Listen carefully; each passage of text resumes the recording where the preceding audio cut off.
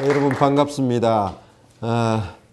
제가 오늘 강연에 대해서 상당히 마음 설렜어요. 이렇게 생생한 이야기를 제가 듣고 싶어서 왔거든요. 그래서 강연은 1시간 정도 맞춰서 한번 해볼게요. 그리고 제가 오늘 새벽 7시까지 잠을 못 잤습니다.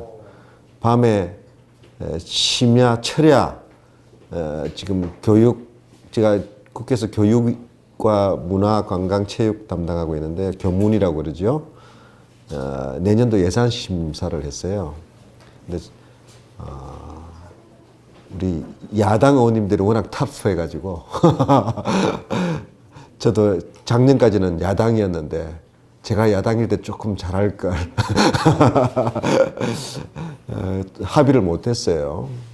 야당은 예산을 깎으려고 들고 우리는 문재인 정부 1호 예산인 만큼 새로운 정책 과제에 필요한 예산을 보장을 해줘야 되는 입장인데 그 팽팽한 긴장감을 해소를 못했습니다. 아까 평생교육 관련해서 대학원 공부를 하고 계신다고 그랬는데 갑자기 그 생각이 났어요. 어제 우리 새 교육 예산 중에 평생교육을 좀 확대, 심화시키기 위해서 예산을 책정했습니다.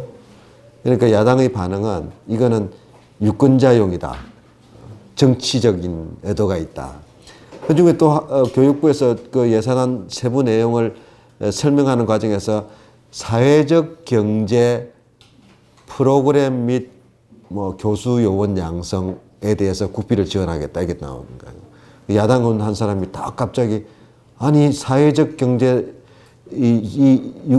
정권 홍보성 이런 프로그램도 못마땅한데 사회주의 이념까지 가르친다고요? 막 이렇게 나오는 거예요. 순간 다 뭐라고 할까 당혹스럽죠. 우리가 그런 국회 현실에서 아직 있습니다. 오늘 제가 강연 중에 혹시 졸지도 모르니까 이해해 주세요. 오늘 사실 제안받은 주제는 게하르트 슈레더 이번에 한국을 다녀가셨죠. 전 독일 총리에 대해서 자서전도 나온 만큼 좀 그걸 주제로 같이 해보자 하는 제안을 받았는데요. 게하르트 슈레더 총리는 빌리 브란트의 정치적 수제자입니다. 후계자입니다. 우리 현실에서 슈레더에 대한 탐구도 중요하지만 저는 빌리 브란트를 다시 한번 되돌아보는 것이 어떨까 해서 주제를 잡았고요. 또 한편으로 우리는 지금 안보 현실, 상당한 그 긴장이 고조된 현실 속에 처해 있는데 그럼 우리 이러한 안보 현실에서 평화는 어떻게 얻어질 것인가, 우리는 어떻게 대처해 나가야 될 것인가. 김대중 대통령의 외교 안보 통일 정책 그리고 철학에 대해서도 같이 한번 되돌아보는 시간이 되었으면 합니다. 빨리 시작할게요. 김대중 대통령은 빌리 브란트 총리와 굉장히 많은 공통점을 갖고 있어요. 놀랍게도. 스스로가 그렇게 해고를 했어요. 돌아가시기 직전이죠. 두 사람 다 독재와 싸웠고 공산주의와 싸웠고 분단과 싸웠다. 빌리 브란트는 아시다시피 서독의 총리로서 원래 베를린 시장 출신입니다. Ich bin ein Berliner. JFK가 베를린 봉쇄를 뚫고 분단국의 수도였던 서베를린을 방문했죠. 그때 영접했던 젊은 시장이 빌리 브란트였어요. 1961년으로 기억을 합니다. 무엇보다도 동서독 분단, 남북 분단, 분단국의 이 분단 극복과 통일을 위해서 일생을 바쳤다. 그리고 빌리 브란트는 1971년에 소위 동서독 간의 화해 협력 정책을 통해서 노벨 평화상을 받았습니다. 김대중 대통령은 그로부터 이미 거의 30년 후지만 2000년에 남북 화해를 시도하고 인권에 대한 평가 속에서 노벨 평화상을 받았죠. 저는 그때 김대중 대통령의 청와대 부속실장으로서 2000년 평양 역사적 남북 정상회담을 수행을 했고 노벨 평화상 받는 현장에서도 그 목격을 하는 그런 영광을 누렸습니다. 근데 두 사람 다 또 다른 공통점이 있어요. 아주 역경을 딛고선 신념의 지도자였습니다. 굉장한 정적으로부터의 공격, 특히 이념 공세. 빌리 브란트도 사민주의자였지만 거의 공산주의 또는 친동독의 그런 위험한 정치대로 항상 매도되고 견제받고 또 공격받았어요. 김대중 여러분 더 잘 아실 거예요, 그죠?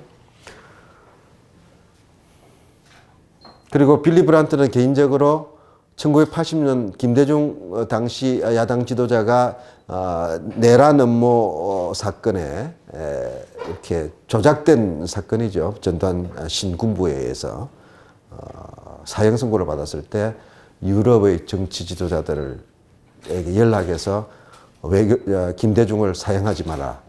외교적 압력을 가하는 그런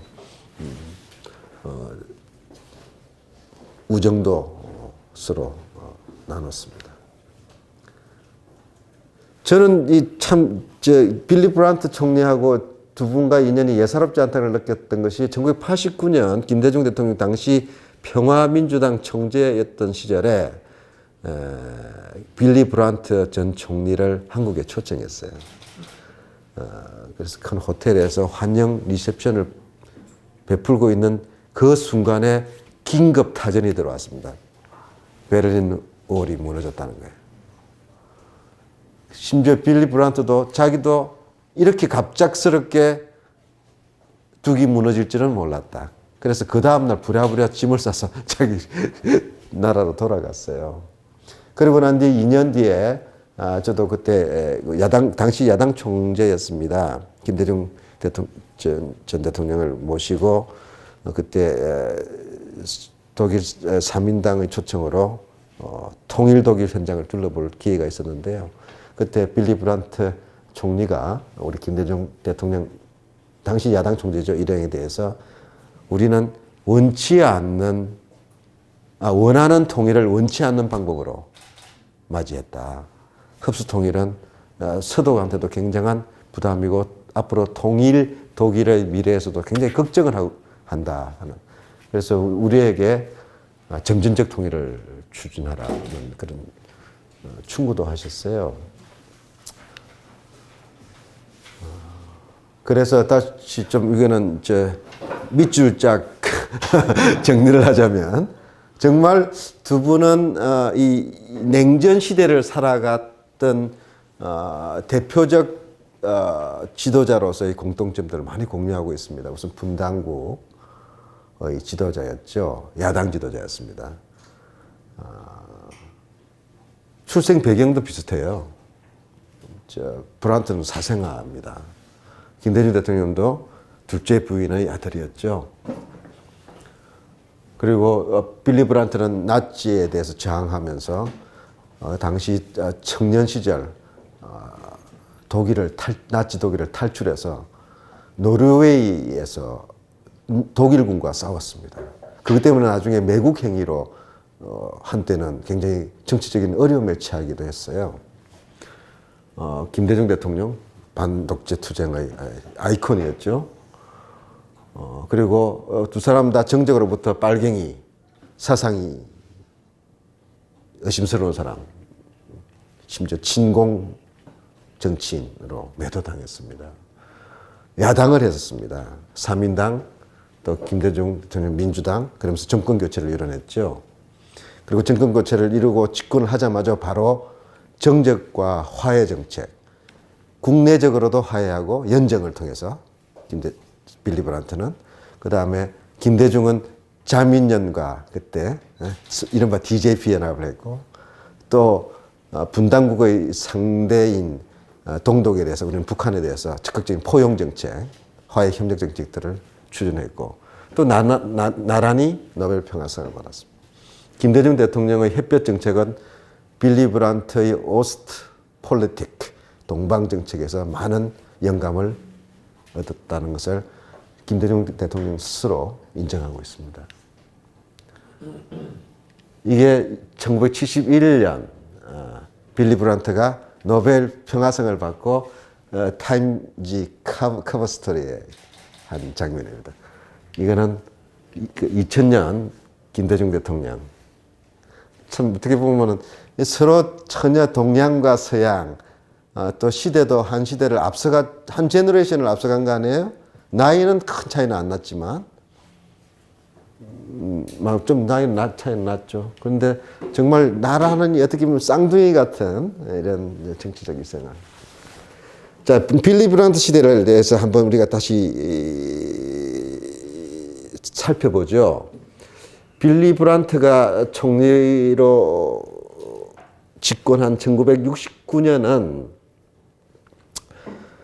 서독과 동독이 그렇게 좋은 사이가 아니었습니다. 우리 남북 대결처럼 서로 비방하고 또 베를린 장벽은 아주 철의 장벽이었습니다. 동베를린에서 서베를린으로 탈출하다가 사살당하는 사건도 있을 만큼 긴장된 분당국이었습니다.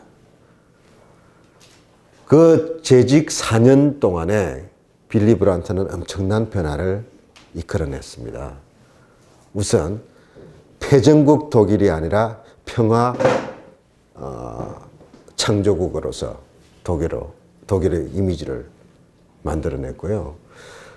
특히 여러분 이 사진에 대해서는 뭐 설명이 필요 없죠. 총리가 되자마자 폴란드,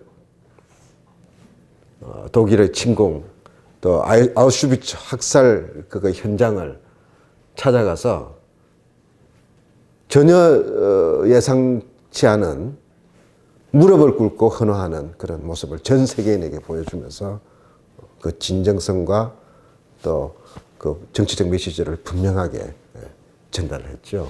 그래서 이 사진 자체는 지금도 역사적 사진으로 인식되고 있습니다. 그때 나치 독일의 인종 학살, 유대인 학살에 대해서 이런 사죄 행위에 대해서 독일 국민들은 환영했을까요? 여론은 쫙 갈렸습니다. 그런데 실제로 부정적인 여론이 더 많았습니다.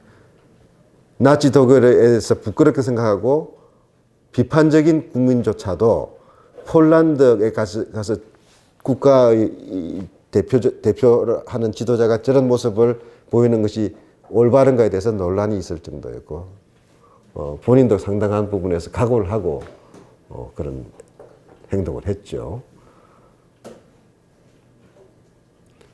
당시 반대 여론이 더 우세했어요. 여론조사에서는. 그러나 지배적인 여론은 독일의 양심 세력들은 무릎을 꿇어야 할 사람들을 위해 대신해서 나치 전범자들을 대신해서 나치와 싸운 빌리 브란트가 독일 국민을 위해서 세계 평화를 위해서 무릎을 꿇었다 이렇게 평가를 받았죠. 전후 독일의 이런 지도자들의 모습과 일본의 전후 모습은 상당히 많은 대조를 이루고 있죠, 그죠? 독일은 나치 전범을 청산했습니다. 그래서 민주정부가 섰어요. 그런데 일본은 전범들에 대한 처벌은 굉장히 형식적이고 아주 제한적이었습니다. 전범들의 정치적 후계자들이 그대로 자민당으로 집권했습니다. 이게 결정적인 차이예요. 서독에서는 동독도 마찬가지예요. 동독도 서독도 나치와 싸운 사람들이 집권을 했는데 일본은 그렇지 않았었죠. 그 대표적인 역사가 바로 아베입니다. 아베의 외할아버지는 만주의 총사령관, 만주군 총사령관 출신이고 자민당의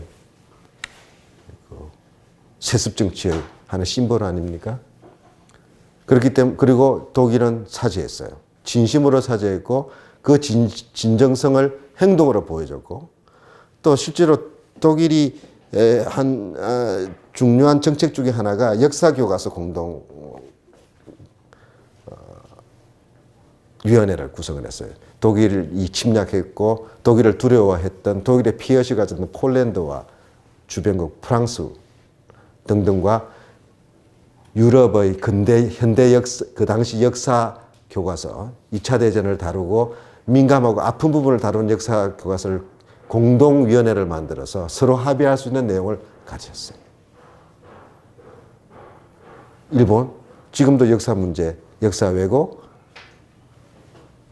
일본 제국주의, 그리고 전전의 독일에 대한, 일본에 대한 미화가 여전히 이슈가 되고 있지 않습니까?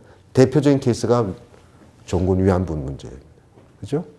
그래서 메르켈이라고 머클이, 이건 아마 한 2015년이구나. 한국을 와서, 일본을 갔다가 한국을 와서, 일본의 오디언스들 앞에서, 일본 시민들 앞에서 기자회견 하면서 반성을 촉구했어요. 뭐라고 이야기했냐. 일본은 우리 독일이 그랬던 것처럼 2차 대전의 과거에 대해서 부끄러워할 줄 알았나. 그렇게 당당하게 이야기를 했어요.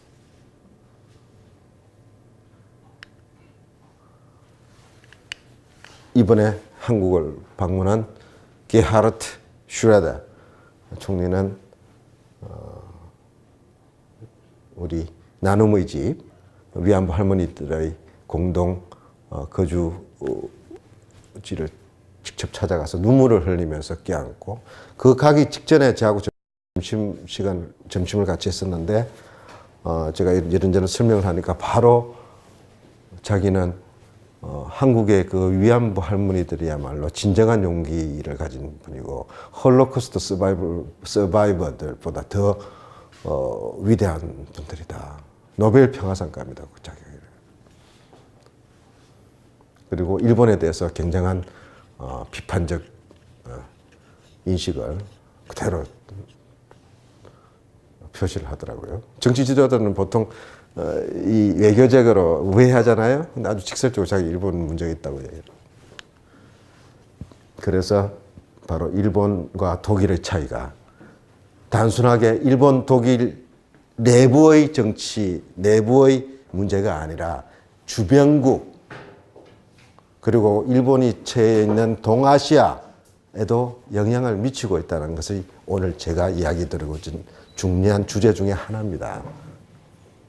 우리는 남북 문제를 생각할 때 꼭 북한 정권의 성격이나 남북 간의 여러 가지 과거에 대해서만 이렇게 한반도 중심적 사고를 하는데, 저는 이제 그 남북 문제의 본질은 한반도 중심적 사고로는 올바른 인식도 아니고 해답도 구할 수 없다고 생각하고 있습니다. 그래서 일본 문제.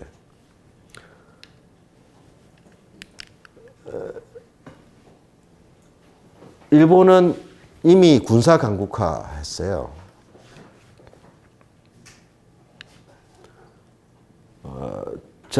이게 작년 통계인지 모르겠습니다. 2012년 통계네요. 그 이후로부터 점점 더 2014년, 2012년부터 13년 사이에 아베 정부가 들어서고 난 뒤에 군사비가 급증하기 시작합니다. 총지출액으로 이미 한국을 뛰어넘었습니다. 지금 2012년 통계인데 지금 거의 이 추세는 비슷하게 유지되고 있어요. 미국 국방 지출은 전 세계 미국 외의 모든 나라를 합친 것보다 많습니다. 미국 언론. 그 다음에 중국, 러시아, 영국 순수 국방비 지출액만 기준을 한다면 일본은 세계 5대 군사 강국입니다. 윌리 브란트에 대해서 간단하게만 그래도 우리가 팩트 체크를 하죠. 13년에 출생했고 젊을 때 17살 때 3인당 청년당원으로 입당합니다. 21살 때 히틀러에 저항하고 노르웨이로 망명해서 이쪽의 게릴라 반나치 전사가 됩니다. 그리고 2차 대전이 발발하자 연합군의 일원으로 노르웨이군에 입대를 하게 됩니다. 망명 노르웨이에서. 패전 후에 귀국하고 다시 사민당으로 복귀를 한 다음에 10년도 채 되지 않는 시간에 동안에 정치적인 급성장을 하면서 마침내 서베를린, 옛날에 우리로 치면 서울시장이에요.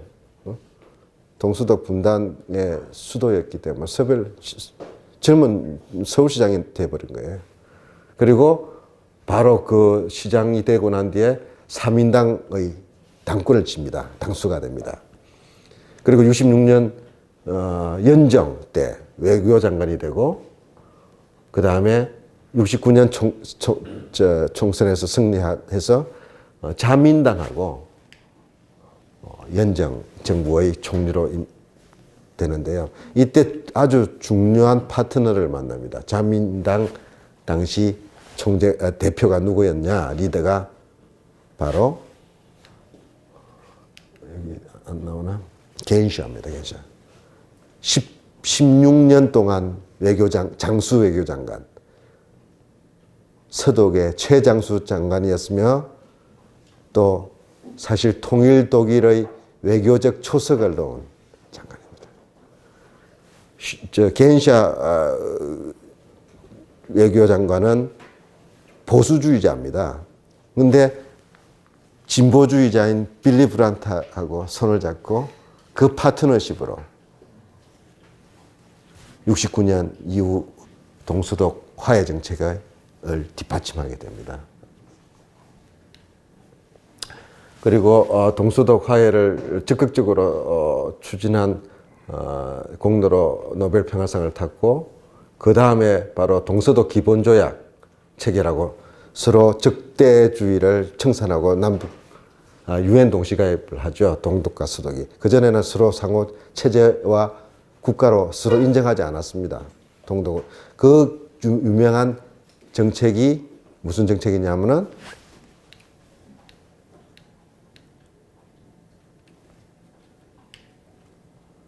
홀슈타인 독트린이라는 거예요. 서독은 동독을 인정하는 나라와 외교관계를 맺지 않겠다. 압박정책, 동독 고립정책을 취해왔었죠. 동서독 분단이 이루어. 근데 빌리 브란트는 이걸 깨버렸죠. 아주 혁명적 외교로서의 변화였습니다. 우린 남북한은 언제 유엔 가입한지 아세요 혹시?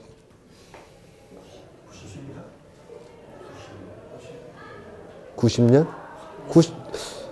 91년으로 저는 기억을 하는데요.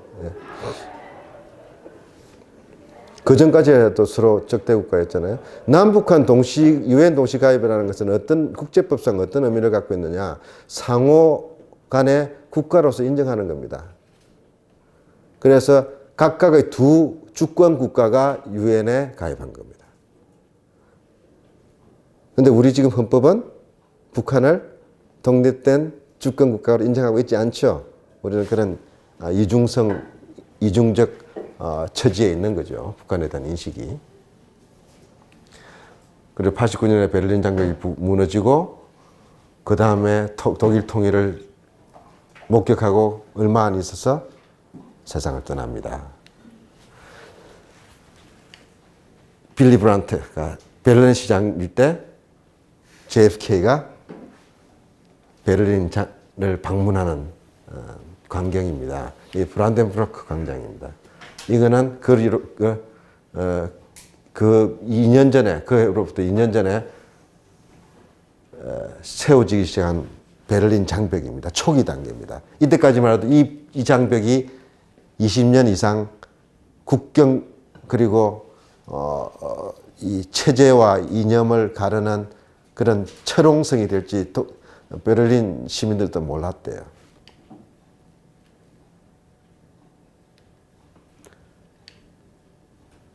이게 서독이고 이게 동독입니다. 원래 패전 독일은 전성국 4개국에서 분할 지배당했죠. 내조각이 딱 났어요.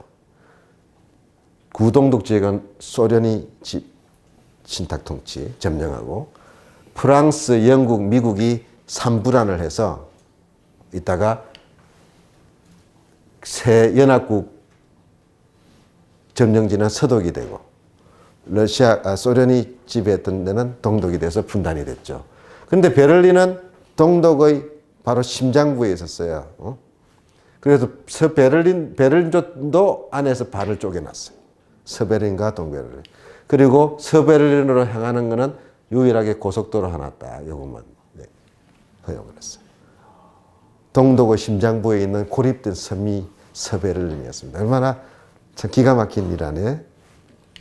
동독은 서로 전후 동서 냉전이 심화되자 서독과 또 적대성이 그리고 정통성을 놓고 또 체제 우위를 놓고 경쟁하는 과정에서 이것이 분단선이 국경선이 돼갔죠. 우리하고 비슷한 상황을 가진 거죠. 그러면서 서베를린을 존재에 대해서도 성가시게 생각하면서 서베를린을 사실상 압박해서 흡수하려고 베를린 길을 끊어버렸어요. 이게 베를린 봉쇄 정책이었습니다. 서방에서 공항도 폐쇄하고 고속도로를 잠궈버리니까 서베를린 사람들은 뭐 고립무원의 상태가 됐죠. 그때 당시 미국 대통령이 JFK였어요. 어떤 정책을 취했냐? 바로 베를린 공수작전이었습니다. 미군이 주도가 된 나토 수송기로 동독 영역을 넘어가서 서베를린 상공에서 식량과 의약품과 생필품들을 그냥 낙하산에 떨궈 그래서 그 고립 자체에 대해서 서베를린에 대해서 지원하고 생존하도록 만들고 외교적 압박을 가하면서 결국은 동독이 서베를린을 흡수하려는 그 시도 자체가 잘못하면 미국하고 이제 더 심각한 문제가 되고 이게 가능하지 않다고 해서 스스로 포기하게 되죠. 그 다음에 택한 정책이 뭐냐? 베를린 장벽을 씁니다. 서베를린을 정말 뺑뺑 둘러서 철조망으로 벽으로 이제 왜 이미 10년도 안 되는 동안에 분단 동안에 많은 동독의 지식인, 전문가, 교육받은 사람들, 그다음 자유주의자들이 서베를린으로 이탈해 가기 시작해요. 그 엘리트 드레인, 인재 유출들이 너무나 빠른 속도로 진행이 되니까 동독 정부가 당황하기 시작했다. 그게 1961년 베를린 봉쇄. 바로 하루아침에 갑자기 철조망을 치고 이제 이게 이제 그로부터 그게 61년에 베를린 장벽이 됐고 89년에 무너지는 동안 그러니까 20 몇 년이죠? 27년? 26년 동안 분단이 된 거죠. 빌리 브란트는 이 분단 상황에 대해서 정면 도전했습니다. 69년 총리가 되자마자 바로 나는 동독하고 협상하겠다.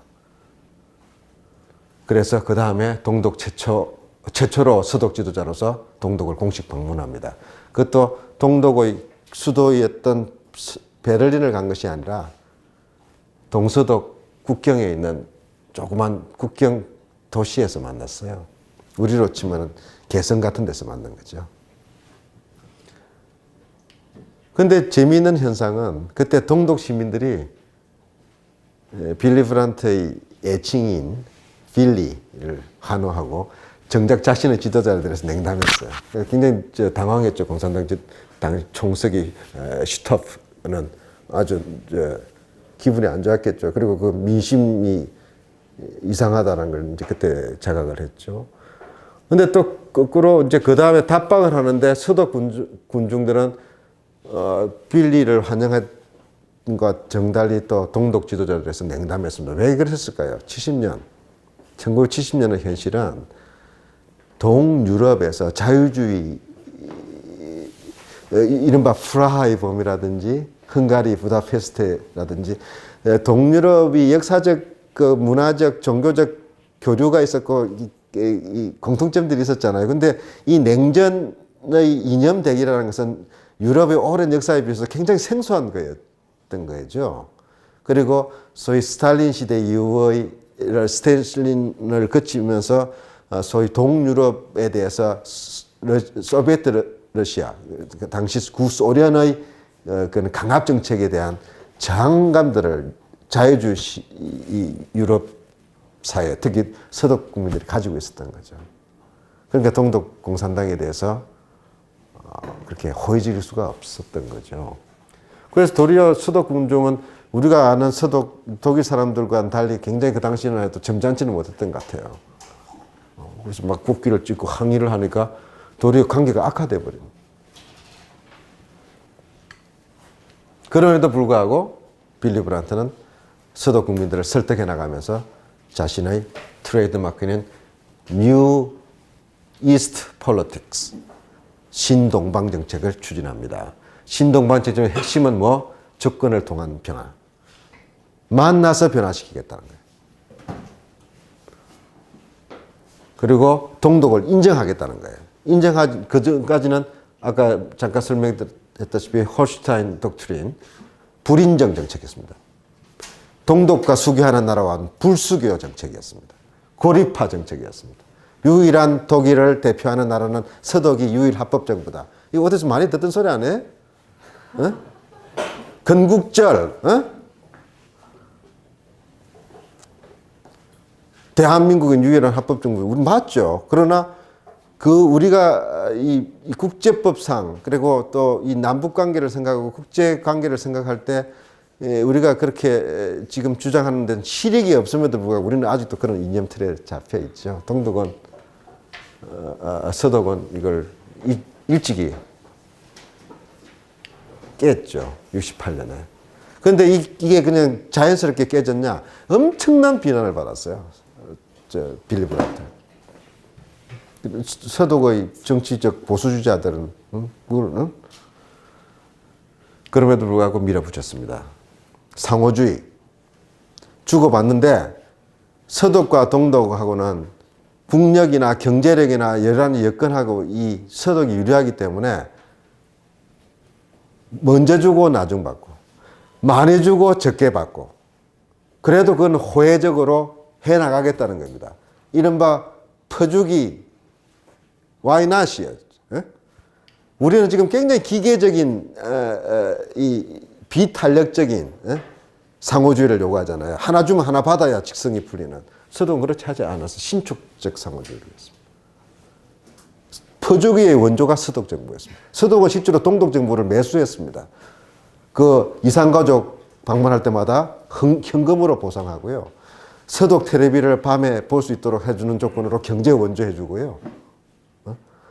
뭐 할 때마다 뭐 편지를 교환하건 정치범을 교환하건 서로 동독이 필요한 것들을 들어주는 서독이 필요한 것들을 동서독 관계에서 동독 정부가 들어줄 때마다 항상 현금 또는 이 여러 가지 경제적 보상을 해왔었어요. 20년 동안 무려 거의 한 20조 원에 달하는 경제 지원을 했어요. 그리고 민간 협력을 합니다. 정부 대 정부보다는 민간 대 민간. 그리고 현금에 인도주의적 교류를 중시했고 청소년들 자꾸 보내고 동독 사람들이 서독의 친지 방문을 계속 유도했어요. 그래서 나중에 독일 직전 그러니까 베를린 장벽이 무너질 상황에서는 거의 동독 사람 4명 중에 한 사람이 서독을 왔다 갈 정도까지 그런 적극적인 교류 협력을. 청산 결제 방식은 뭐냐? 동독과 서독은 서로 국가 대 국가로서 존재했지만 민족 내부 거래로 또 서로 간에는 관세나 그 다음에 그런 것을 인정하지 않는 경제 원칙을 택했어요. 그렇기 때문에 그러나 이 서독 내부에서도 현금 지원 자체가 갖고 있는 부담감이 있죠. 우리도 그렇잖아요. 쌀 주면은 북한 인민한테 가는 게 주민한테 가는 것이 아니라 군대로 흘러간다. 뭐 이런 식의 공격을 받잖아요. 개성공단 돈이 뭐 핵무기산 개발에 들어갔다는 식의 이런 저항이 있기 때문에 물품 지원으로, 현물 지원으로 이렇게. 이게 그겁니다. 이산가족 서독 방문할 때마다 거의 한 사람당 얼마씩 돈을 지불하는 정도로 경제 보상을 했어요. 그리고 무엇보다도 진보와 보수의 연합 전략이었어요. 동서독 관계 개선했어요. 그리고 이 연정은, 이 신동방 정책의 연정은 실제로 삼민당이 정권을 놓쳤을 기간에서도 유지됐습니다. 대표적인 것이 헬무트 콜 총리. 콜 총리는 기민당, 보수당 당수였어요. 실제로 독일 통일을 이룬 사람은 그 현장에 있었던 사람은 보수당 대표였던 콜이었죠. 브란트가 아니었잖아요. 슈미트도 아니었고. 그런데 여기서 서독이 취했던 동방정책에서 또 하나 우리가 간과해서는 안 되는 점이 구소련과의 관계였어요. 서독은 독일이 통일되고 독일이 안정화되려면 소련이 서독에 대해서 적대적이어서는 안 된다고 생각했어요.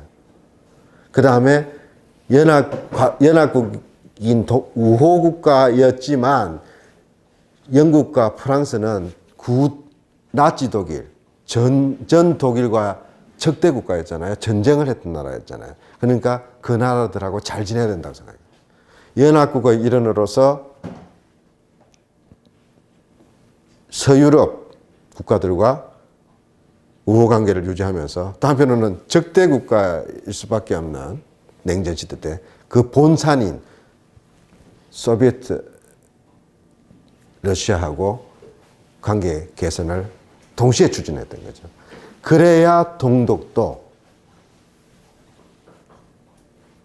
호응해 올 것이라고 생각했던 겁니다. 그게 맞아떨어졌습니다. 그래서 실제로 동독과 협상 전에 동시에 그 직전에 소련과 관계 개선을 먼저 시작합니다. 모스크바와 비밀 협상들을 해나갑니다. 그래서 브레즈네프가 독일보다, 그러니까 서독에 대해서는 별로 신뢰하지 않지만 빌리 브란트는 믿음이 간다고 말할 정도까지 외교를 폈어요. 그리고 소련과 모스크바 조약을 체결합니다. 이거는 뭔 이야기냐? 우리 대한민국이 구소련하고 수교한 게 언제였습니까? 1990년 아닙니까? 예? 노태우 대통령 소위 북방청 샌프란시스코에서 깜짝. 예? 그 다음에 이어서 바로 중국과 수교했죠. 근데 그때만 하더라도 대한민국이 소련하고 수교한다는 건 우리 국민들이 쉽게 생각할 수 없었고, 특히 중국은 전쟁했던 나라 아닙니까? 6.25 때 중공 아니었어요?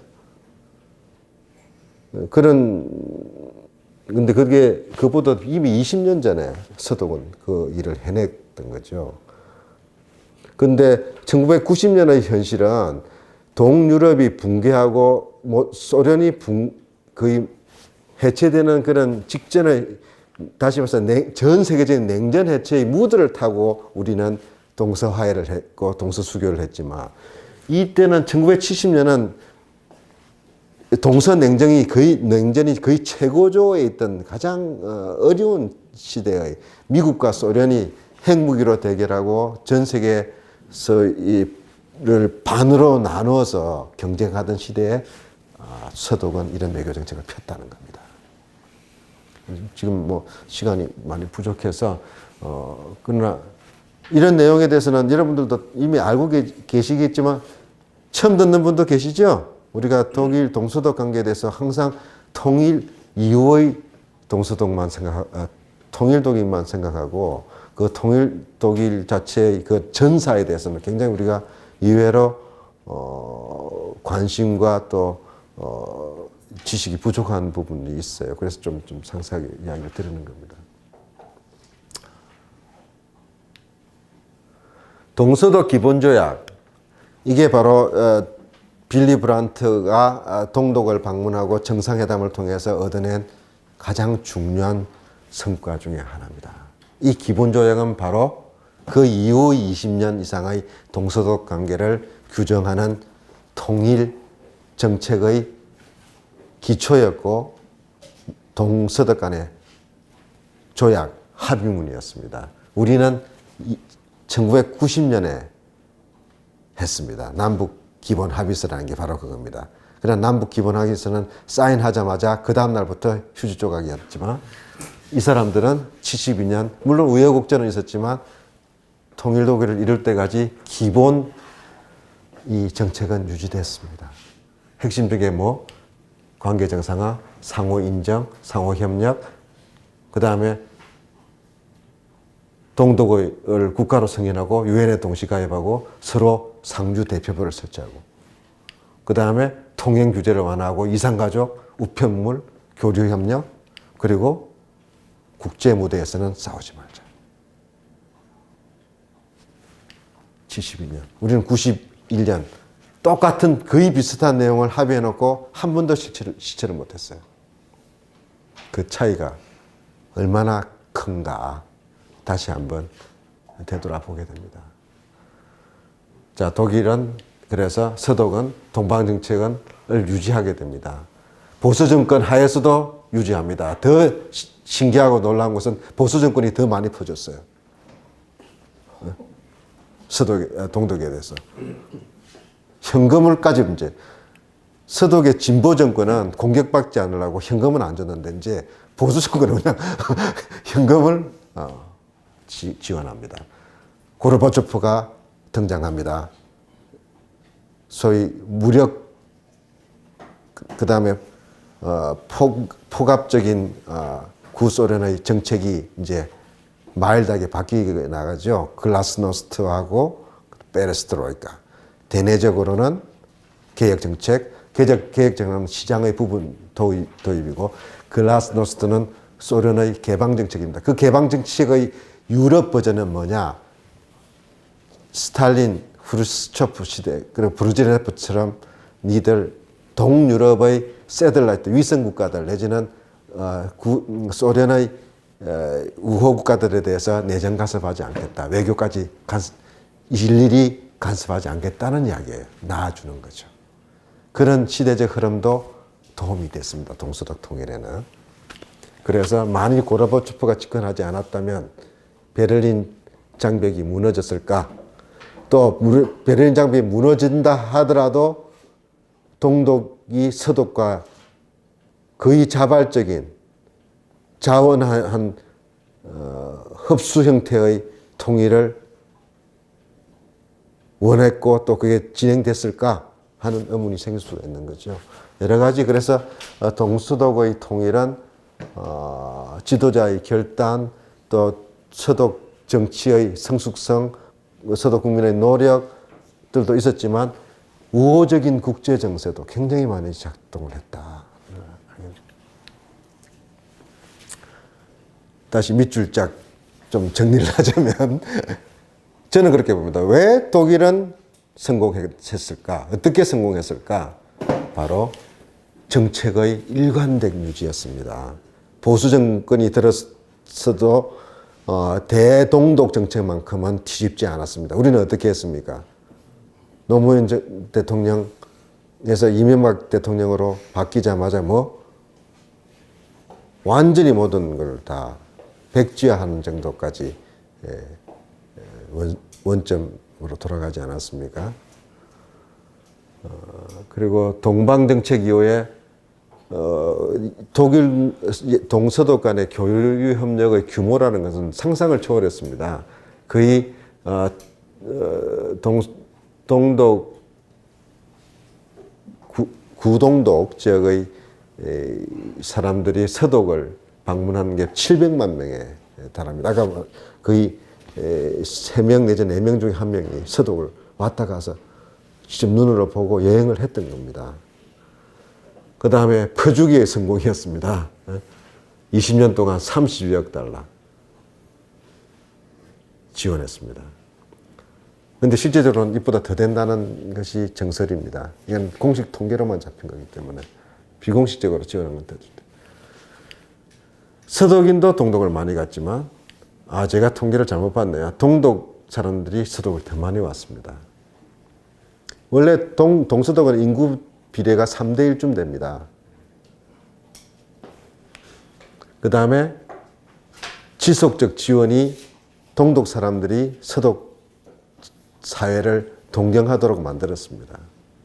그래서 89년에 베를린 장벽이 무너지고 그 1년 뒤에 동독 주민들이 총선으로 통일하자고 요구했습니다. 그래서 통일을 전제로 한 총선에서 통일을 하겠다 서독하고 해서 나온 구동독의 정당이 승리했기 때문에 서독 기민당하고 합치게 됐던 겁니다. 그 통일을 반대했던 구동독의 공산당은 몰락했어요. 그죠? 그래서 기이하게도 동서독 통일은 동독 주민들의 더 적극적인 요구에 의해서 가능해졌다는 거예요. 이런 것도 우리가 시사할 바가 있죠. 우리는 북한 주민들이 외부 정보만 알게 된다면은 그 공포 통치에서만 벗어난다면은 모든 정치적 자유로운 의사결정을 하고 우리한테 우리가 원하는 정치적 진로를 택할 것이다 생각하는 저는 조금 성급할 수도 있다는 겁니다. 김대중 생략하겠습니다. 이건 여러분들 다 안 아실 겁니다. 김대중은 빌리 브란트를 벤치마킹했습니다. 그러나 단순하게 베낀 것은 아닙니다. 김대중 정치주자로서의 젊은 영 김대중은 초선 재선의 국회의원 김대중은 빌리 브란트를 알지 못했습니다. 1960년대에는. 그럼에도 불구하고 김대중의 국회 발언을 한번 보십시오. 대한민국 분단 상황에서 야당 국회의원으로서 처음으로 우리 지금으로 치면 통일부를 정부에다 설치해야 된다고 주장했습니다. 우리는 지금 너무나 당연하지만 그 시절은 이게 당연한 이야기 아니었습니다. 무슨 통일? 통일은 당시는 정부 정책이 아니었습니다. 대한민국의 정책은 뭐? 멸공통일이었습니다. 멸공입니다. 멸공. 공산정권을 쳐붙이고 전쟁이든 뭐든 간에 잃어버린 북쪽 땅을 회복하는 거였습니다. 통일이라는 이야기를 쓰지를 못했어요. 그런 평화통일을. 그때 통일 문제를 지금하는 단 한 개의 정부 부처도 없으면서 어떻게 우리는 통일을 이야기하느냐. 66년 통일 문제 협의체를 구성해라. 그리고 더 놀라운 이야기를 합니다. 통일은 남북한 정권 담당자들의 전유물이 아니다. 시민 레벨에서 국민적 통일 논의의 보장을 요구하게 된 것입니다. 그리고 66년 서독이 홀슈타인 원칙을 포기했듯이 우리도 교류를 추진하고 인정하고 통일지향적 외교로 전환해야 된다고 주장했어요. 이것 때문에 공산주의자로 진공으로 몰렸습니다. 영공으로 몰렸습니다. 왜? 대한민국을 적대하는 당시 공산중국, 중공이라고 그랬죠. 그리고 구소련을 하고 외교관계를 맺고 교류협력하자고 이거는 이적행위라고 이야기합니다. 그렇게 당시 박정희 정권은 공격했습니다. 그러나 그럼에도 불구하고 71년 40대 기순으로 대통령 후보가 되자마자 김대중 71년의 대통령 후보의 가장 혁신적이고 획기적인 정책 제안은 역시 안보 정책이었고 통일 정책이었습니다. 전쟁 다시는 허용해서는 안 된다. 그렇기 때문에 미국은 북한을 인정하고 소련과 중국은 대한민국을 인정해야 된다. 4대국 주변 강대국 교차 승인론을 주장했습니다. 긴장 완화하고 교류하고 서신 교환해야 된다. 이게 다 서독 모델을 동서독 모델을 우리 현실에 적용시킨 거죠. 그죠? 그 다음에 단계적 통일론을 주장했습니다. 공존 속에서 교류하다가 통일하자. 그러려면은 뭐 전쟁 안 하겠다는 선언을 해야 되고 평화협정을 맺어야 되고 유엔 가입을 해야 된다. 21년 김대중의 이 피맺힌 주장은 당시에 외면받았죠. 그러나 20년 뒤에 실현됩니다. 그렇죠?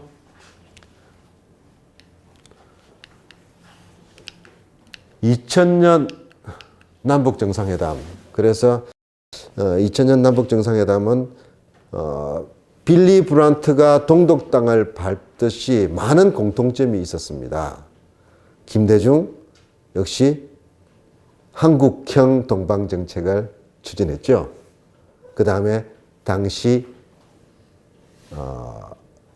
중국과 러시아, 당시 북한의 영향은 중국이 여전히 컸으니까 장쩌민, 주룽지 등 중국 지도자들과 외교를 잘해서 남북관계 개선에 지원을 받았고, 또 우방국인 미국은 운이 좋았어요. 그때는 빌 클린턴이 대통령이었습니다. 민주당 정부였습니다. 워싱턴 분위기가 그래도 허용적이었습니다. 그런 우호적인 주변 정세를 활용하고 김대중의 평소 소신인 화해 협력 정책을 밀어붙인 결과 2000년에 정상회담이 될 수 있었죠. 이게 2000년 6.15 백화원 초대소의 한 장면입니다. 이 젊은 청년이 접니다. 제가 그 당시 대통령 제1부속실장, 요새 말하면 소위 문고리 원조입니다. 그래서 이 장면은 뭐였냐면요. 우리 남북 정상회담은 우리가 가서 만만치가 않았습니다. 김정일 당시 국방위원장은 막상 정상회담을 합의해놓고도 테이블에 앉아서는 딴소리를 했어요. 폭폭한 이야기를 했습니다. 김대중한테는 긴장했죠. 그래서 6월 우리가 13일 날 순안공항에 도착한 그날은 공항에서만 환영 세리머니만 하지 실제로 회담을 못했습니다. 그 다음날 만났어요. 만났는데 점심 먹고 오후에부터 회담을 시작하는데 이 무슨 잘 대접해 줄 테니까 그냥 잘 쉬었다가 가십시오 이런 식이에요. 왜? 당시 남북 정상회담 환영 현수막을 대구의 경북대학인가 그럴 거예요. 경북대학 총학생회에서 김정일과 김대중이 악수한 그날 공항에서 만난 사진을 현수막에 개설했는데 우리 경찰에서 현수막을 잘라서 갖고 그걸 건 총학생회장단을 검찰에서 국가보안법 위반으로 처벌했어요. 지금 상상이 안 가죠? 근데 국가보안법 위반 맞아. 적성국의 대표를. 우리도 모르고 올라갔어요. 그게 보도가 되고 하자 김정일 국방위원장이 이제 뭐 한마디로 꼭지가 돌아버린 거예요. 이게 뭔 짓이야? 자기들로서는 그렇게 생각하는 거죠. 우리가 지시한 것이 아님에도 불구하고 청와대가 잡은 나라 했겠어요? 뭔가 그때 당시만 하더라도 처음 있는 일이고 그 사람들은 루틴하게 했을 수도 있고 또 검찰 조직 내에 좀 뭐라고 그럴까 그런 강경 세력들이 우리는 법대로 한다는 하면서 후춧가루를 뿌릴 수도 있었던 상황으로 짐작은 하지만 돌발 사건이 난 거예요. 그래서 아주 분위기가 어색했어요. 그래서 대통령께서 이렇게 이야기를 하고 이런 얘기를 하고 2시간, 1시간만 냉랭하다가 중간에 브레이크 타임을 가졌어요.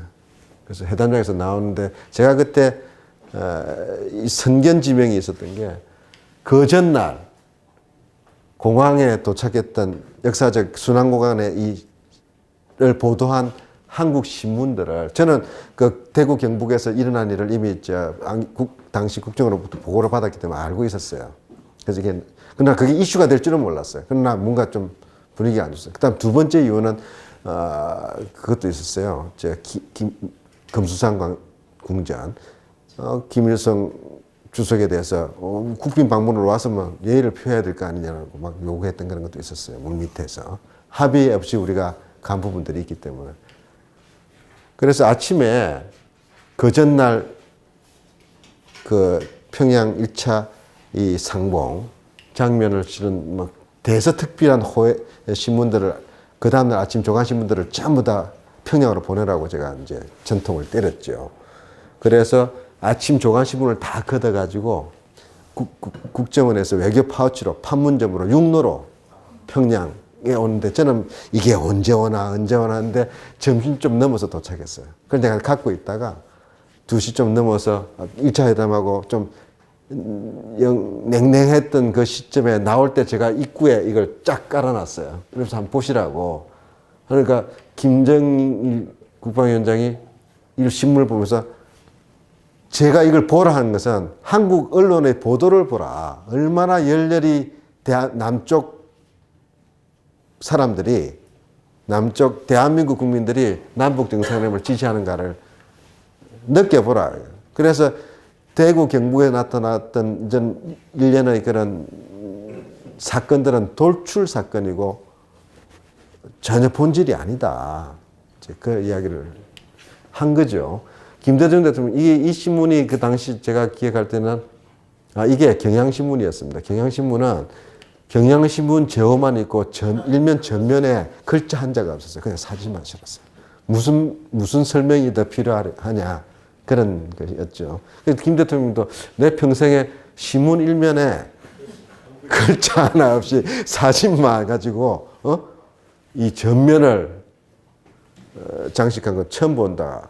그렇게 이야기를 건네면서 김정일 당시 국방위원장이 이 뒤에 이 양반은 경호군관이고 제 파트너가 요 뒤에 있었어요. 김정일 문고리. 그 한 사람한테 이거 다 챙기라고 하고 들어가고. 그 다음에 1시간 뒤에 속개가 됐는데 분위기가 완전히 반전됐어요. 이건 제 버전입니다만. 이것 때문에 다 그랬다고 원래 주장할 수는 없겠지만, 저는 그렇게 믿고 있어요. 좀 웃으시라고. 자, 그래서 지금 우리가 외교 관계가 굉장히 지금 남북 관계가 거의 원점보다 더 나쁘게 돌아갔죠. 그죠? 근데 남북 관계의 본질이 바뀌었냐? 저는 그렇게 보지는 않습니다. 대외 환경이 나빠진 겁니다. 미국, 중국, 일본, 이제 러시아까지 가서 해가지고 우리 남북관계 개선에 우호적인 국제 환경이 조성된 것이 아니라 네거티브한 나쁜 국제 환경, 더 어려운 국제 환경이 조성되기 시작했던 겁니다. 그게 바로 근본적으로는 미중 대결 아닙니까? 미국은 이제 경제적 강국인 중국이 군사 대국화 되는 것을 견제하기 시작했고, 중국은 동아시아의 주도권을 확고히 하려고 이제 진출하기 시작하는 거죠. 그래서 이런 정세 속에서 김대중의 안보 전략, 외교 전략, 남북한 전략에 대해서 다시 한번 되돌아볼 필요가 있다고 저는 생각합니다. 김대중은 북한 포용 정책, 그리고 국내적인 민주주의에 대한 강한 신념을 갖고 있었습니다. 민주주의를 해야 포용하고 안보 협력할 힘이 생긴다고 생각했던 거죠. 근데 이것은 어떻게 보면 자명한 이야기 같지만 남북 관계에서 우리 과거 지난 독재 정권들이 더 안보에 더 유리하고 또 강력한 대북 정책을 추진한 것처럼 비치지만 실제로 그렇지 않았습니다. 민주정부가 더 잘했어요. 그 다음에 민주주의를 해야만이 또 국내적인 이념적 갈등이나 반발이나 이런 것들을 소화해낼 수가 있습니다. 국내적인 통합을 통해서 대북 전략을 추진할 힘이 생기는 거죠. 대외 외교도 마찬가지고요. 그 다음에 북한에 대해서 안보를 포기해서는 안 되지만 기본적으로 포용하는 기조로 나가지 않으면은 우리한테도 미래가 없다라는 확고한 신념을 갖고 있었습니다. 기본적으로 김대중 대통령은 4대 강국으로 둘러싸인 우리의 현실 속에서 북한을 압박한다는 것 자체가 기본적으로 가능하지 않다고 본 겁니다. 지금도 그렇지 않습니까? 이 트럼프 대통령은 중국한 시진핑에게 끊임없이 더 압박하라고 요구하지만 그 압박은 한계가 있지 않습니까? 북한을 굴복시킬 수 있고 항복시킬 수 있는 압박은 가능하지가 않은 구조 아니에요? 그죠? 그리고 지난 10년 동안의 압박 봉쇄 정책은 북한의 붕괴를 기대하거나 또 예견하거나 또 유도하는 그런 정책적 의도가 깔려 있었지 않습니까? 실제로 통일대박론의 동전의 이변, 박근혜 정부 때는 뭐냐면은 북한 붕괴론이었습니다. 오래 못 간다. 특히 더 그런 것들을 가능케 했던 일종의 신화적, 미신적 계기들은 뭐냐면은 허약한 젊은 애숭이 김정은 정권의 등장이었어요. 그리고 무슨 처형하고 뭐 포악하고 제가 뭘 알겠냐 쿠데타 나거나 아마 암살당할 거고 하는 북한 붕괴론이 박근혜 정부 4년 동안 내내 있었습니다. 여러분들 그거 기억하실 겁니다.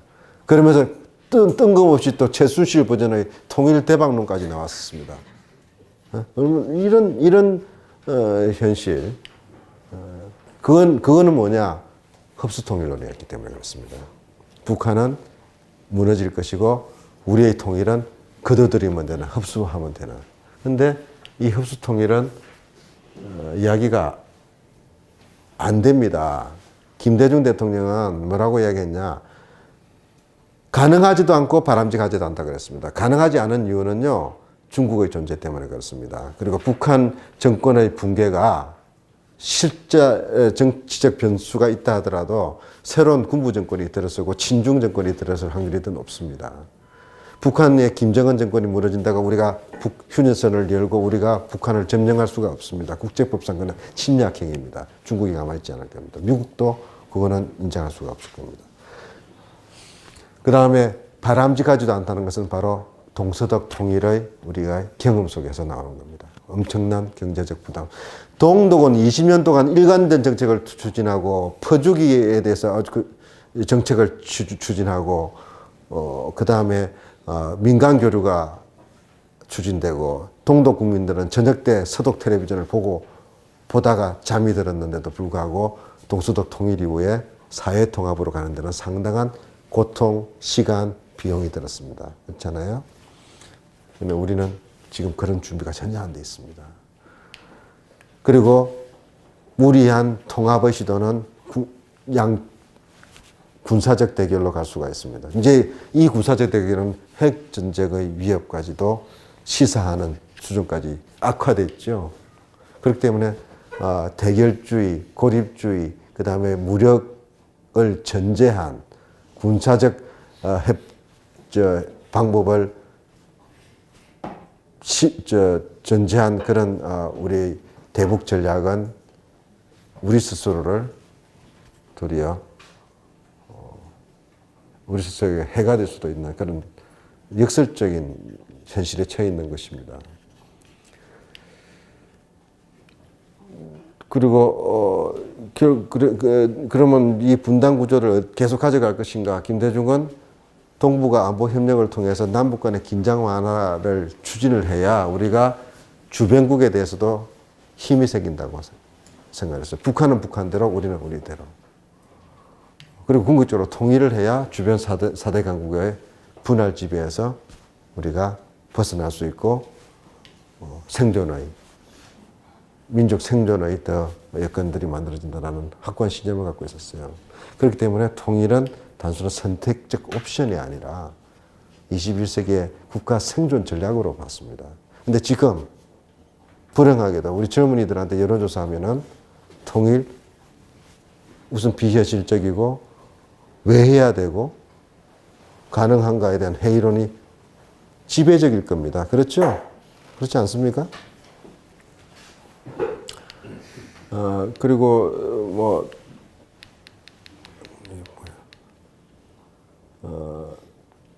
지금 어떻게 보면 아주 이제 비현실적인 이야기 같이 돼 있는데 북방 진출 이런 부분에 대해서는 그동안의 논의가 전혀 되고 있지 않지만 우리는 그간에 김대중 정부, 노무현 정부 10년 동안 굉장히 많은 연구들을 해왔습니다.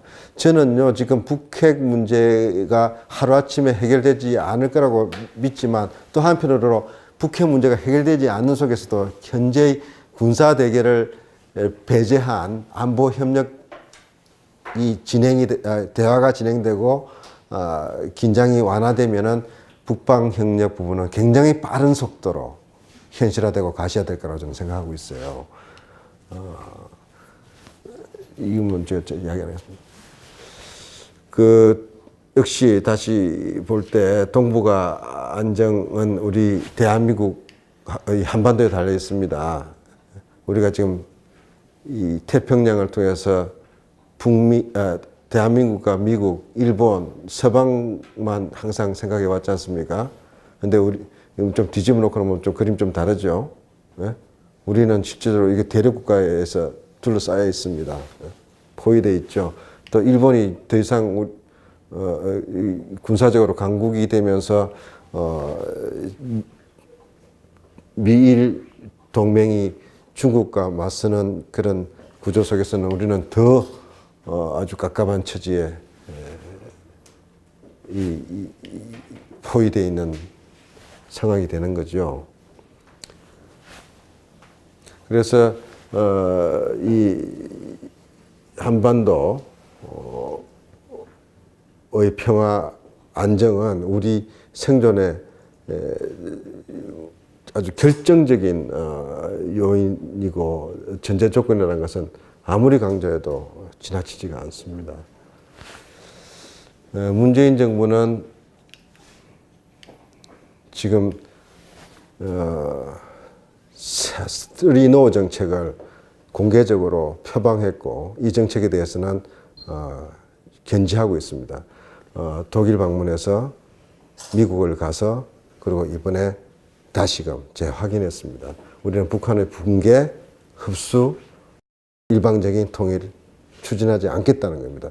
북한은 이 메시지에 대해서 화답해 오지 않고 있지만 김대중 정부에서는 1차적인 호응을 해왔고 대화가 진척이 됐고 상당 부분 짧은 기간이지만 남북 교류 협력의 일시적 황금기를 맞은 경험이 있습니다. 저는 이 부분에서 이 정책이 당장 실현될 수 있다고 장담할 수는 없지만 이 기조를 우리가 가지고 미국을 설득하고 중국을 설득하고 또 북한의 호응을 유도할 수 있는 우리의 일관된 정책들을 해나간다면 여건은 달라질 수 있을 거라고 저는 생각하고 있습니다.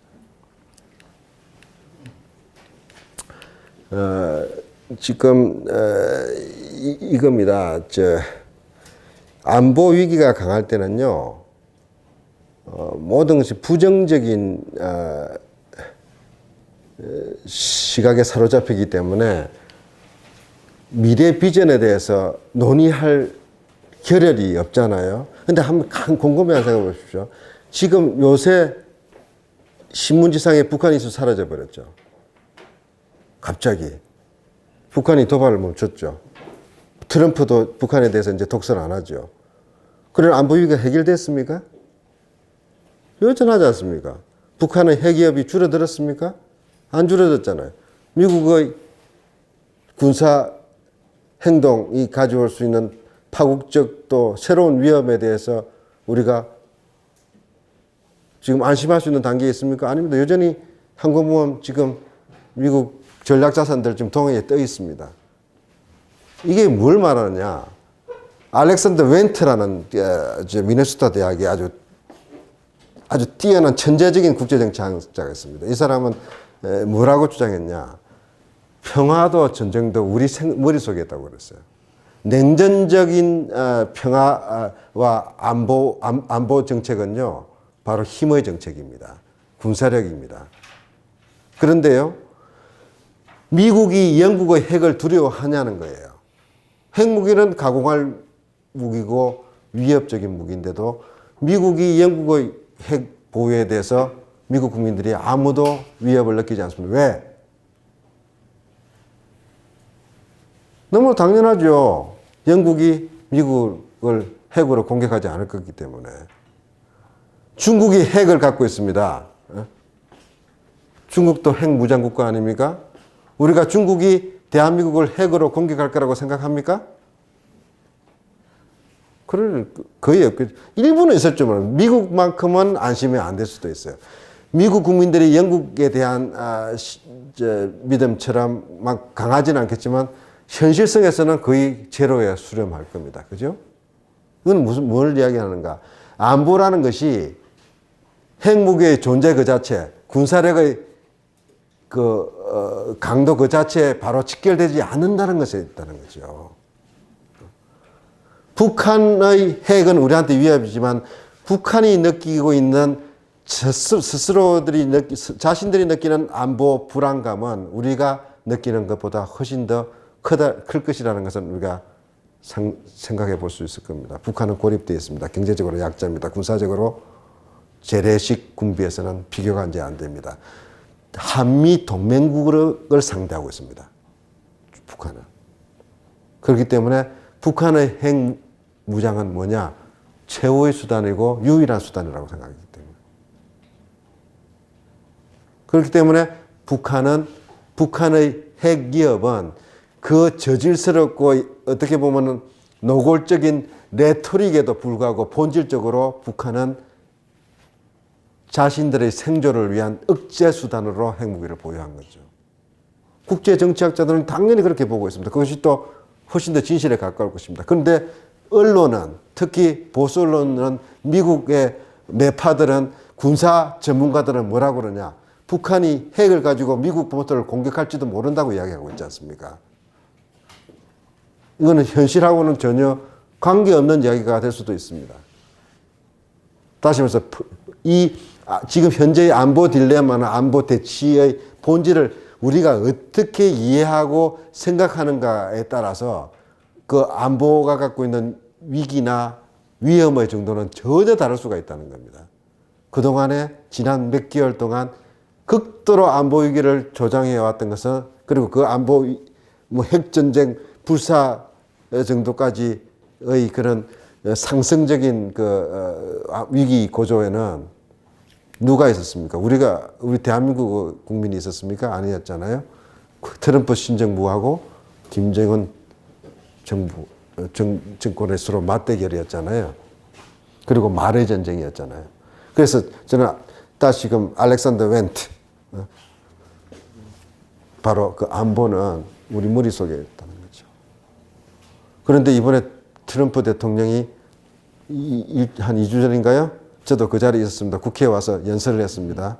평화는 힘에 의해서 뒷받침된다고 아주 멋있게 이야기하고 가고, 대한민국의 여성 프로골프가 세계 최고다고 이야기를 하고 가는 현장에 저는 앉아 있었습니다.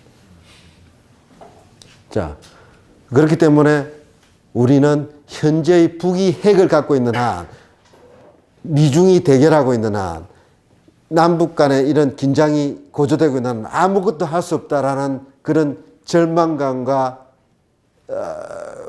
자포적 그런 현실을 우리 스스로 극복해내야 된다는 거죠. 그것이 도리어 핵 위기를 해결하고 안보 위기를, 긴장을 해소하고 또 우리 스스로가 이제 뭔가를 다시금 주도적으로 주도적이란 말은 우리 혼자 다 한다는 이야기는 아니죠. 우리가 우리 운명에 대해서 우리 남북관계에 대해서 나름대로 목소리를 내고 우리 플랜들을 그래도 적용해 나가는 액션을 취할 수 있게 되려면 바로 이런 우리가 생각하는 안보 구조, 지금 안보 위기의 본질 실체에 대해서 스스로가 인식을 제대로 해야 된다는 거죠. 그리고 그런 과정 속에서 저는 새로운 북방 협력의 계기가 다시 올 거라고 생각하고 또 만들어 나가야 된다. 그리고 이러한 새로운 시도들이 지금은 비현실적으로 보이지만 그것이 역으로 지금 안보 위기를 도리 해소하고 남북관계를 다시금 끌어올리는 새로운 터닝 포인트를 만들 수 있는 그런 계기도 될 것이다. 이렇게 생각을 하고 있습니다. 당장 너무나 분명한 현실이 이겁니다. 지금 러시아가 원하고 있어요. 철도 연결. 우리도 굉장한 이익을 봅니다. 제가 내 지도가 여기 안 갖고 왔나? 예, 안 갖고 왔구나. 다른 파일이 있는데 지금요, 이 철도로 가면은요, 시간, 비용도 절감되겠지만 안보 리스크도 굉장히 줄어듭니다. 지금 사우스 차이나시 남중국해라고 그러나요? 남중국해에서 중국은 이제 우리 앞바다다, 미국은 공해다. 공공 바다이기 때문에 중국의 그 제해권 인정할 수 없다 해서 지금 긴장이 계속 되고 있잖아요. 그건 왜 남중국해가 중요하냐? 전 세계 컨테이너 물동량의 60%가 그걸로 지나갑니다. 중국, 유럽 수출, 한국, 일본의 유럽 수출과 에너지 수송, 그리고 실제적으로 중국은 뭐 그렇다 치고 일본과 한국은요, 에너지 수입의 90%를 바로 그 말라카 해협을 거쳐서 남중국해를 거쳐서 인천으로, 부산으로, 또 요코하마로, 후쿠오카로 들어오는 거 아닙니까?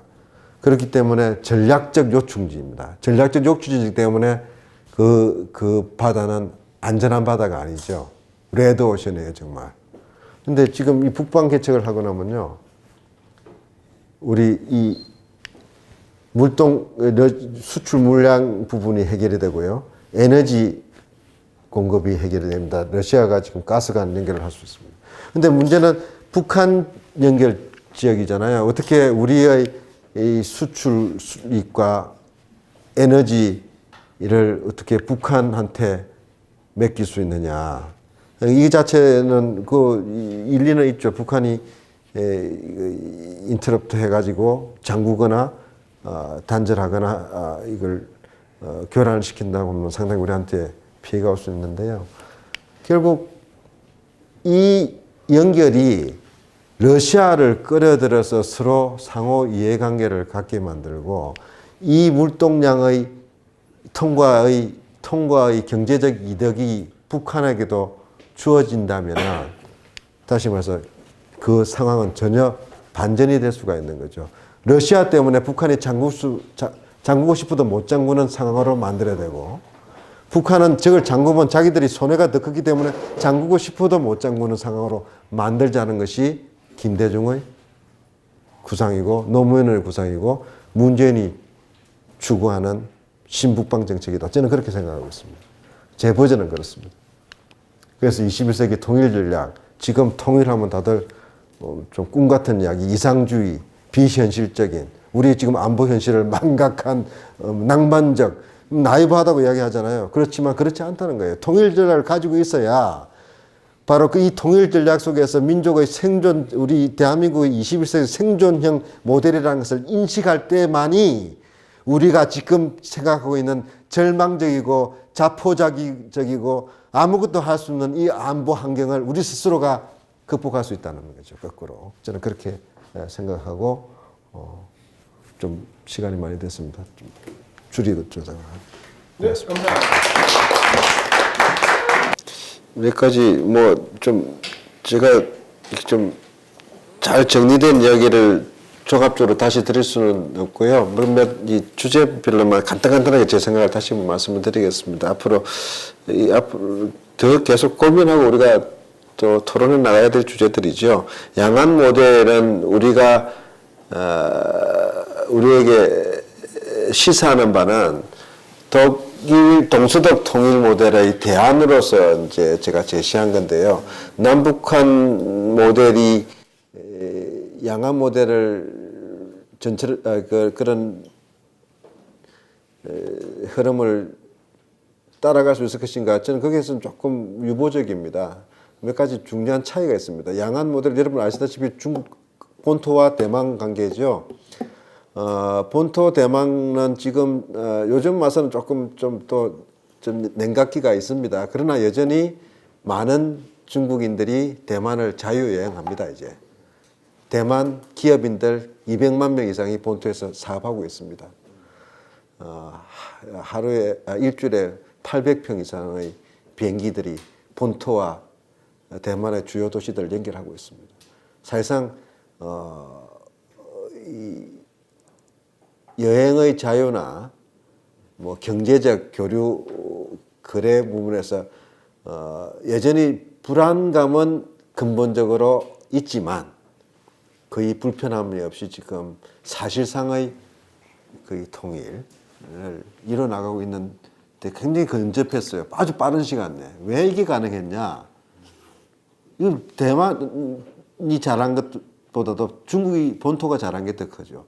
압도적인 경제 규모의 차이나 국제적인 힘의 차이가 중국의 본토의 관용을 가져오게 된 거고요.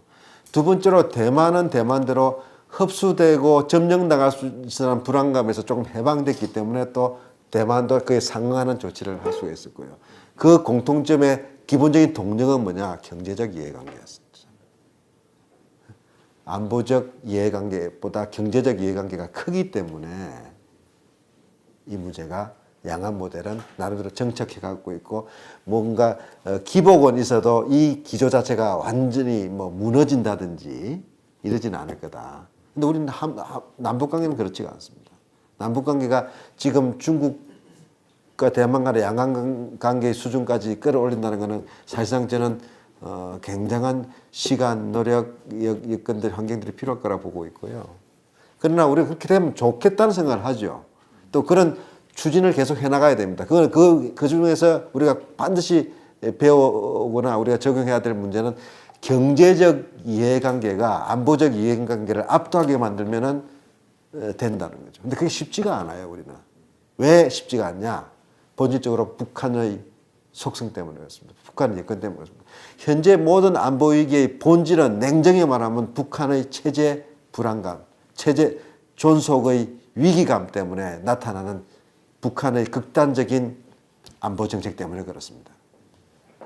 그래서 북한은 핵 무장을 추구하고 또 그 체제 결속을 위해서 불필요한 호전적인 대외 메시지를 내고 그것이 거꾸로 또 역으로 북한에 대한 제재, 그다음에 국제사회의 비난, 그리고 스스로 고립을 자처하는 이런 다시 말해서 안보적 이슈가 안보적 프레임이 경제나 사회 교류의 프레임보다 워낙 압도적인 상황이기 때문에 양안 모델로 전환한다는 것은 현실로 좀 상상하기 어렵다.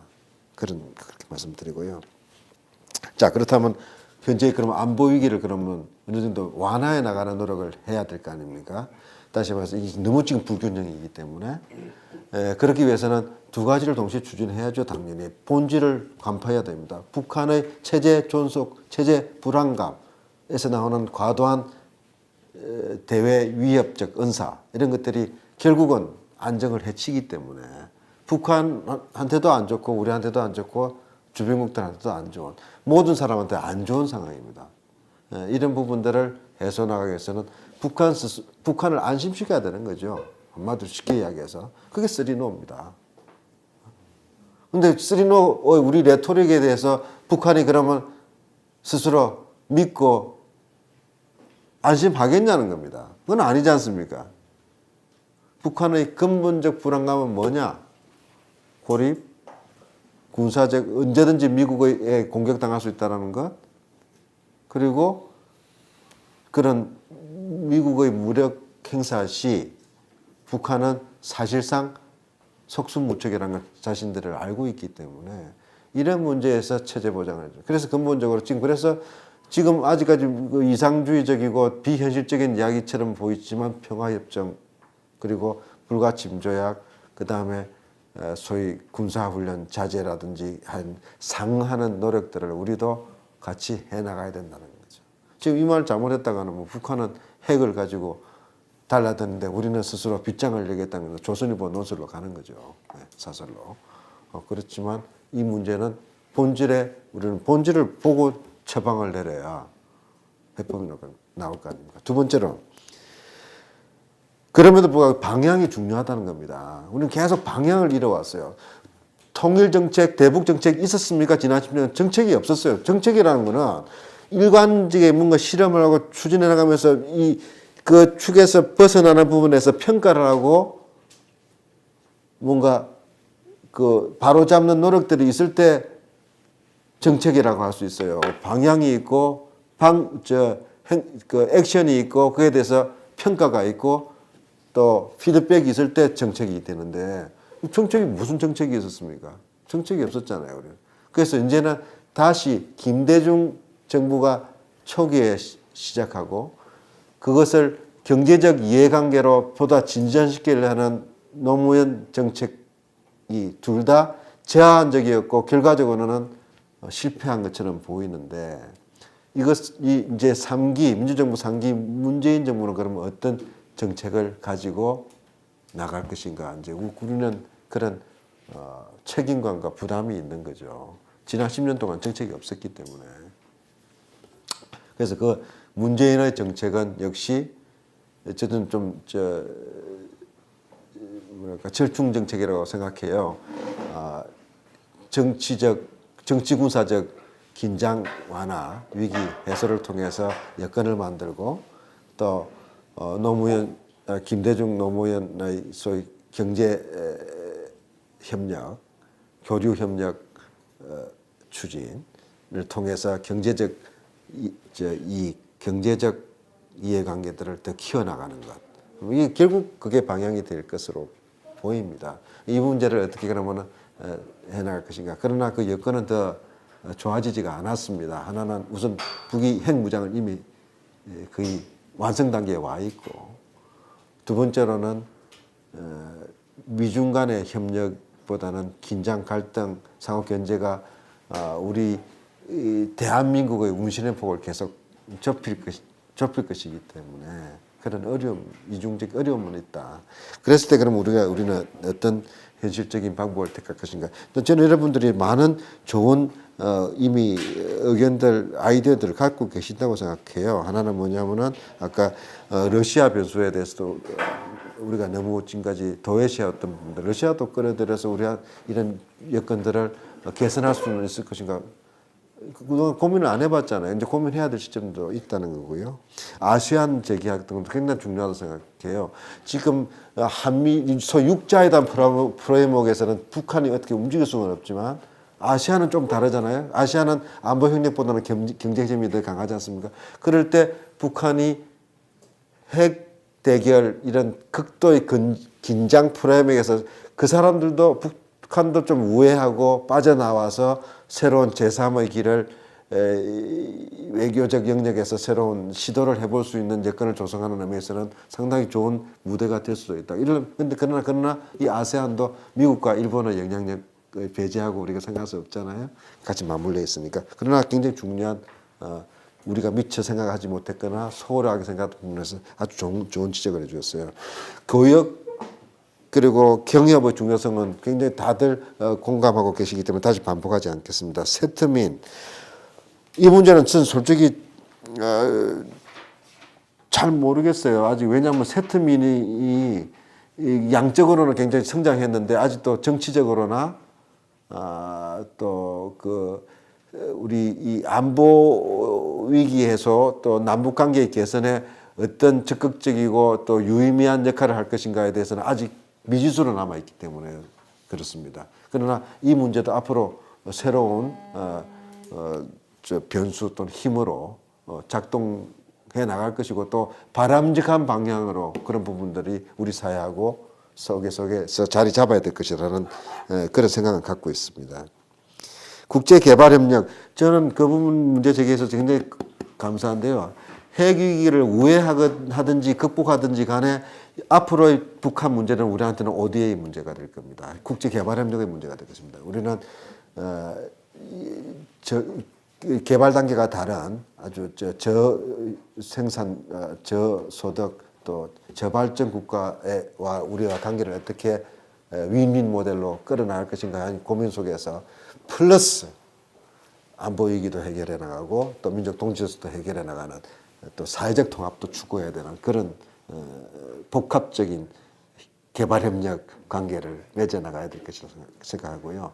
그래서 군사 정치 중심의 그리고 군사 정치가 중요해요, 역시. 그러나 일변도에 거기에 사로잡힌 사고에서 자꾸 우리가 더 벗어나고 극복하려는 의식적인 노력이 필요하다는 거죠. 산림혁명, 환경협력, 특히 이런 개발협력, 그 다음에 인적, 사회적, 또 학술적 다양한 영역에서의 이 글로벌 시대의 교류협력의 이 아젠다들이 있고 룸들이 있고 또 그런 여러 가지 재료들이 있단 말이에요. 근데 우리는 북한 문제만 하면 이미 다 사고가 스톱해버려요. 모든 게 안보 프레임으로 다 빨려 들어가 버려요. 그래서 지난 6월 달에 어떤 일이 있었냐. 핵위기가 한참 고조될 때이라서 좀 그럴 수도 있었을 건데 국제 인도주의 지원단체들이 한국 정부한테 여러분 내년에 얼마 낼 거냐라고 물어보는데 우리가 대답을 했어야 돼요. 네? 근데 실제로 지금 대북 제재 압박 강화라는 속에서 또 유엔 제재 결의안에서 그런 제재 국면에 웬 인도주의적 지원? 이렇게 돼버리잖아요. 근데 지금 유엔 제재 결의안에서 인도주의 이런 영역은 배제한다고 분명히 나와 있음에도 불구하고 우리는 이미 미처 사고할 수도 없고 알면서도 거기에 대해서 평가할 수가 없는 거죠. 그리고 우리 정부 입장에서도 아니 이 와중에서도 스웨덴 또 다른 유럽 나라들은 북한에 분유 보내고 약품 보내고 있어요. 아주 이제 제한적이지만 많이 줄어들었지만 미국에서도 하고 있습니다. 근데 당사자인 우리는 새로 생긴 문재인 정부를 그러면 우리는 안 한다고 하겠습니까? 그러나 지금 국내 정치적 반발도 있고 오해도 있고 국민적 불안감도 있기 때문에 지금 줄 수는 없죠. 그러나 준비를 해놔야 될 거 아니에요. 이런 영역들조차도 지금 하나하나 해나가는 나기가 어려울 만큼의 이 주변 환경이 국내외적인 정치 환경이 많이 후퇴했다라는 걸 보여주는 단면이 된다는 거죠. 그러나 저는 저도 방송이나 또 이런 데서도 저는 자신 있게 이야기한다는 표현은 좀 그렇지만 저는 당당하게 이야기합니다. 터닝 포인트 옵니다. 터닝 포인트 안 올 수가 없게 되어 있습니다. 그런데 그 터닝 포인트는 기다린다고 오는 것이 아니라 우리 스스로도 그걸 맞을 준비를 해나가고 또 땡길 노력들을 해나가야 되는 겁니다. 그 터닝 포인트는 전쟁으로 가는 터닝 포인트가 아닙니다. 그렇지 않습니까? 우리 다 알지 않습니까? 지금보다는 나은 조건으로 새로운 대화의 모색, 새로운 우회적 교류 협력의 모색을 통해서 결과적으로 안보 옵세션 또 안보 프레임 일변도의 이런 교착 국면의 답답함을 우리 스스로가 좀 풀어나갈 수 있는 그런 의미의 터닝 포인트.